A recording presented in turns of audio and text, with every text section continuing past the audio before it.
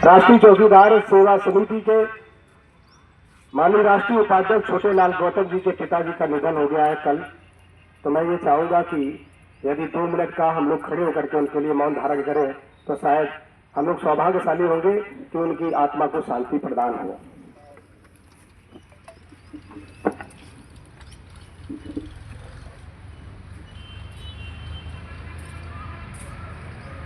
सभी लोग सावधान खड़े हो जाएं और अपनी आंखों को बंद करें।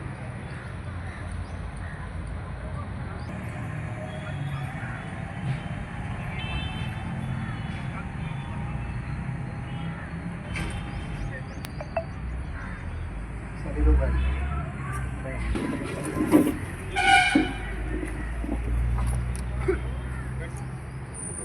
सबसे पहले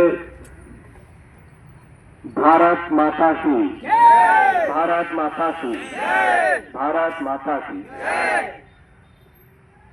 रामपुर में मुझे पता चला कि लगभग 1100 के आसपास हमारे चौकीदार हैं, ऐसे ही है ना। लेकिन कभी कभी थोड़ा सा दुख होता है, और दुख इसलिए होता है कि यदि आज इस जगह पर अगर 500 लोगों का जन सैलाब होता तो शायद आज की डेट में आपके जीवन में सबसे बड़ा परिवर्तन होता। कहते हैं कि जब हमारे साथ लोग खड़े होते हैं तो काम करने में मजा आता है। यदि अगर किसी विषय को लेकर के हम किसी अपने अधिकारी महोदय से बात भी करें तो क्या उद्देश्य से बात करेंगे? क्या ये 150 लोगों को लेकर के करेंगे? आपको विचार कि उनके दरवाजे पहुंचे, उनके जनपदों पहुंच के उनके हालचाल पूछे, उनकी समस्या क्या है क्या नहीं है। मुझे तो नहीं लगता है कि इस तरीके से कभी इस टाइप का माहौल किसी संगठन ने आकर के इस टाइप का माहौल बनाया है। अब ये लोग आप लोग जानते होंगे, लेकिन मैंने बहुत सोच समझ करके 2 महीने का वक्त निकाला। किसके लिए निकाला? आप सभी के लिए। आप यकीन मानिए कि मैं कल रात्रि का भोजन करके चला और शायद अभी मैं चाय है पी के ही आ रहा हूँ। साथ में लोग हैं, जानते लगा हूँ कि 68,000 जो परिवार है ना, किसी चौकीदार के जब घर पहुंचता हूँ ना, तो जब उसकी माँ या उसकी पत्नी या उसके परिवार के लोग तो ये कहने लगते हैं ना, तेरे अनु भैया मेरा तो सौभाग्य हुआ कि आपके दर्शन हुई, तो मुझे अंदर से तकलीफ पहुंचती है। पता क्या कि हमारे भारत में सबसे बड़ी समस्या क्या है कि लोग दर्शन की बात कर रहे हैं। दर्शन किसके होते? भगवान के होते। मैं कोई भगवान नहीं हूं, मैं एक सेवक बन के आपकी सेवा करने आया हूं। हाँ, ये जरूर कह सकता हूं कि ईश्वर के बिना पत्ता नहीं मिलता, तो हो सकता है ऊपर वाले की कृपा थी तो हम आपके बीच आ गए और आपसे जुड़ गए और आपके लिए लग रहे हैं। तो कष्ट पहुंचता है कि जब लोग इस तरीके की बातें कहते हैं, तो मन में एक विचार आता है कि सोचिए कि मेरा चौकीदार एक है पर उसके परिवार में 5 लोग हैं, और हर एक चौकीदार के घर का शायद ऐसा कोई बंदा या बच्चा हो जो मुझे ना जानता हो, क्योंकि चौकीदार अपने घर में सब वीडियो भी दिखाते हैं, मेरे बारे में बात भी करते हैं कि नहीं करते, तो पूरा घर जानता है। तो पूरे घर की उम्मीदें क्या होगी कि अब अन्नू भैया आए तो हो सकता कुछ अच्छा हो जाए। बहुत सारे संगठन आए चले गए, उन्होंने कैसे काम किया मुझे नहीं पता, मैं क्या काम कर रहा हूं। और शायद 2019 के बाद आपके विभाग का चाहे वो नाम उछला हो, चाहे कोई भी परिवर्तन अगर आ रहा होगा, तो ये आपको खुद पता होगा कि किसकी वजह से आ रहा है और क्यों आ रहा है। तो आप लोगों को खुद सोचना चाहिए कि जब 4 से 5 साल के अंदर एक चैनल पे बैठ करके हमने आपके अंदर बहुत सारी चीजों को सुधार करने का प्रयास कर रहा हूं, कर भी रहा। ऐसे कई जनपद हैं जिस जनपद में यदि राष्ट्रीय चौकीदार सेवा समिति का कोई भी सदस्य है, यदि कोई भी उसका पदाधिकारी है, तो वो गर्व के साथ जीता है, गर्व से कहता है कि मेरा जो काम है मैं वही करूंगा, मेरा जो काम नहीं है मैं नहीं करूंगा। मुझसे प्यार से बात करोगे मैं आपके घर झाड़ू भी लगा दूंगा।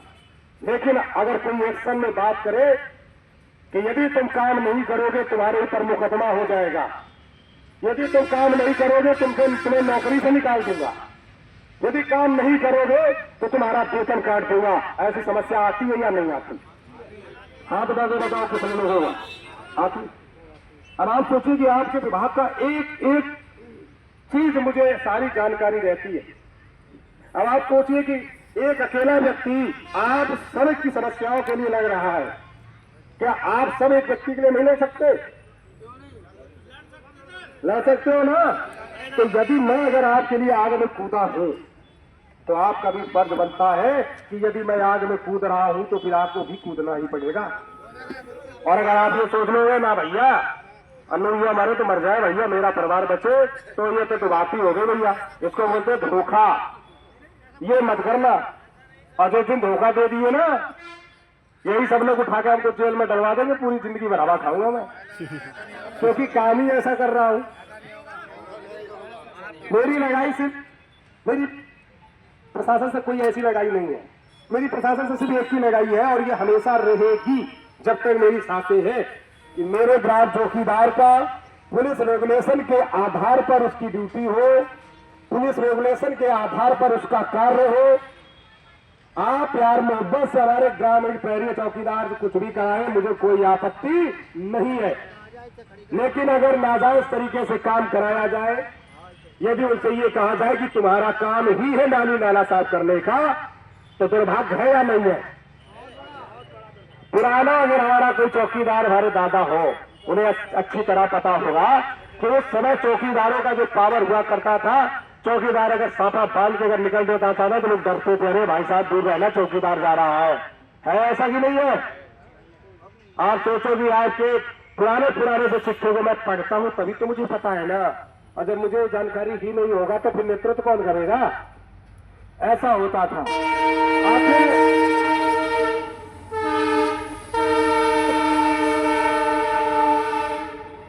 आखिर ऐसी कमी कहां आ गई तो आज चौकीदार गुलाम बना पड़ा है?